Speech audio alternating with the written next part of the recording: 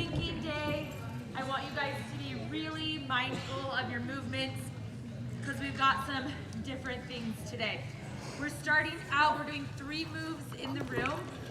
And of course, Krista could take a burpee and make it worse.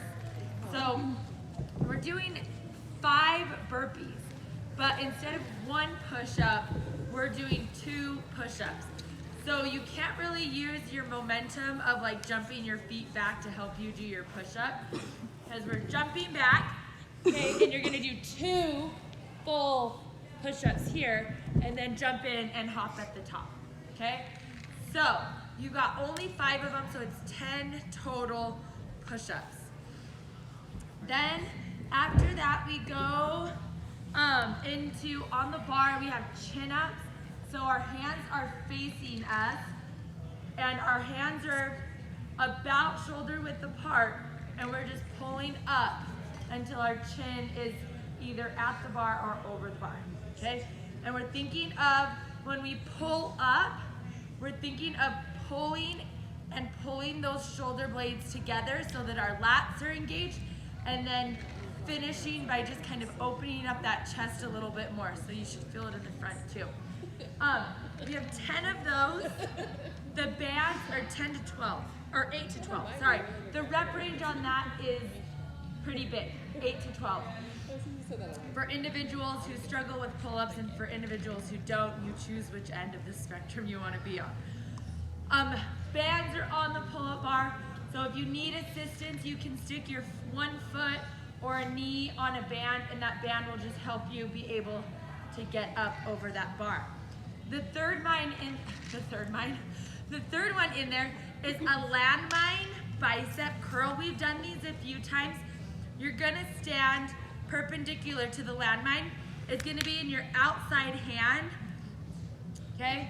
And you can stand however is comfortable for you. If you wanna do it split stance or if you wanna stand bilateral, whatever you feel like gives you enough anchorage so that your hips aren't moving too much. But landmine is in this outside hand, and we're curling it up into our body, like a bicep curl, okay?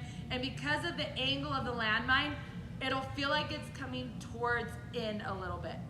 And then bring it back down. If you need assistance, stick your hand on just the inside, or the inside hand underneath that, and when you start, just give that landmine a little assistance just to get you started so that you're not rocking back and using that lower back and those hips to get it forward.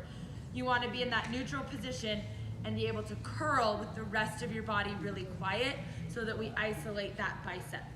You're going to do 8 on each side. So obviously when you switch, okay, it's still going to be outside hand.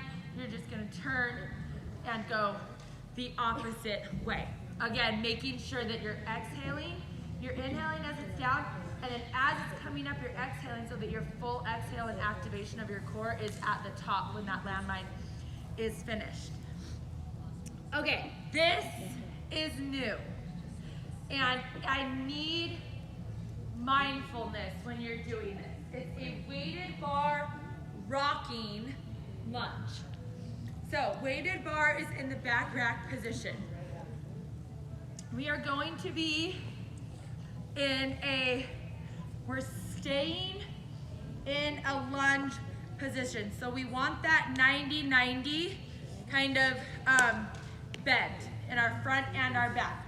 We're going to go forward, extending that back leg, trying to keep this forward heel on the ground so that our weight is anchored through our posterior chain, through this hamstring and this glute. And then as we come back, we're gonna rock back, trying to straighten that forward leg, trying to get that heel on the ground in the back, stretching through that hamstring, okay?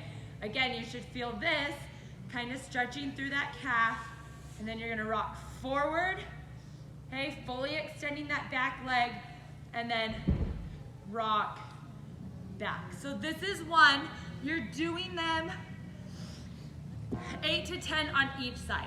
So this is one that you're going to have to kind of maybe take a second and figure out the right distance, because everybody's ankle flexibility is different. So their mobility is going to be, everyone's going to look very different doing this. So figure out where your foot placement feels best so that you can get that heel on the ground as you stretch through this hamstring and you stretch through that calf. And then when you rock forward, being able to fully extend this back leg but not feel like you're putting too much pressure on this frontal knee, on this tendon. So we're gonna go slow. We're gonna breathe and control ourselves in this move. Feel free to not use the weight, okay? The weight is the prescribed version, but if you feel a little unsteady, figure out your body first and then load weight to it, okay? So that is out here. Then we have a single leg squat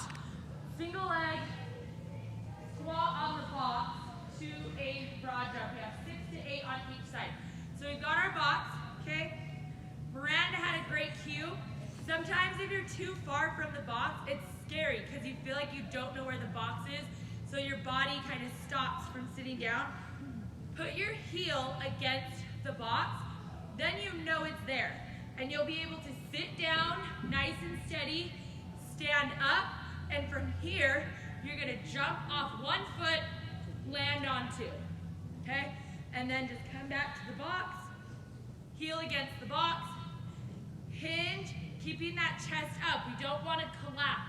We wanna keep that chest up nice and tall, hinge at the waist, sit down on that box, come up, jump, and land. So you got 6 to 8 on each side.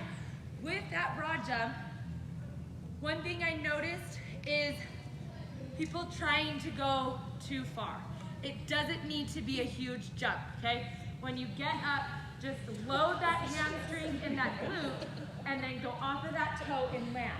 I would rather you guys be able to land really soft with your chest up and with your legs and your quads taking most of the impact than trying to get a far distance and land off balance with your chest down going through your lower back. So, if that makes sense, don't go for distance, quality over quantity. The last move on this board is an in and out jump squat on the toes. So we're trying to isolate those calves again. Right after we go from jumping from the box, we're gonna go in and out, up on those toes, trying to land. So we're trying to keep our weight just centered right there on the balls of our feet. Come in, out. So you'll have to go a little slower than you normally do with in and out jump squats because you're trying to land and stabilize on those calves. You have 15 of those. So out, in is 1, out, in is 2, out, in is 3. The last couple moves over here is a bilateral dumbbell clean. So this is a good one. Krista specifically said you can go heavy on this one because we really want to work when we're doing our cleans on that hip drive forward when we first start so that our hips and that motion of getting up onto our toes is driving that weight up. So when we go to clean, okay, again, those weights travel close to our body, okay, and we're keeping our chest up and we're going to come all the way up, keeping it close, and then it comes underneath, okay? So in real time, it's here, hands come in, elbows come under, okay? And we're up, and we clean, okay? So we have 12 of those. So yeah, go heavier, see what you can do. Mini band, I love this one. Okay, so it's a mini band tricep pull down. So grab a mini band, we have tons, all different resistances. You're going to hold, you can hold the mini band like this, or you can stick your hand in it, whichever's more comfortable. But you're gonna hold it at your chest. Your other hand that you're working is gonna go into the loop. Keeping your shoulder quiet, you're gonna push down and back into that tricep, and then just let that elbow release, and then push down and back.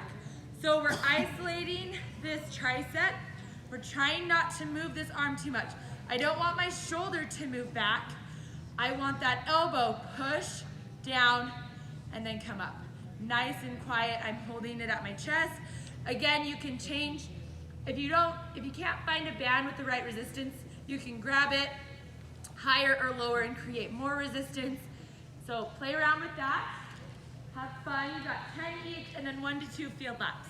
And we start over. Today is our list day. We just go through the list for 45 minutes, top to bottom, and that's that.